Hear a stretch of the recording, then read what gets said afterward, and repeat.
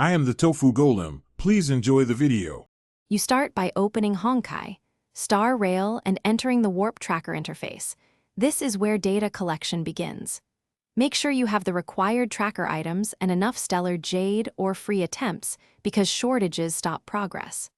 Once done, position the tracker at a node with active enemies or resource spawns so the system can lock targets. This initial placement matters. It determines what the tracker will record and prioritizes efficient runs for resources and drops. Now configure the tracking parameters. Choose whether you target enemies, resources, or event nodes, because each yields different loot and XP priorities. Adjust scan radius and duration to balance action point cost against total data collected. A wider radius costs more but nets more hits.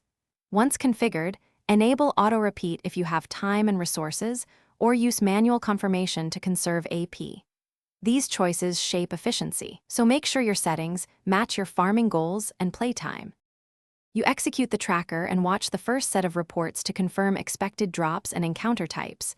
If results deviate, stop and adjust settings. Collect drops promptly and reset node timers when applicable, because unclaimed loot can block future spawns. If you encounter failures, UI stalls, wrong node types, or insufficient AP, recheck node selection and your resource counts. Clear cache or relog to resolve persistent UI bugs. This troubleshooting tip prevents wasted attempts and preserves resources. Thanks for watching. Consider subscribing if we helped you today.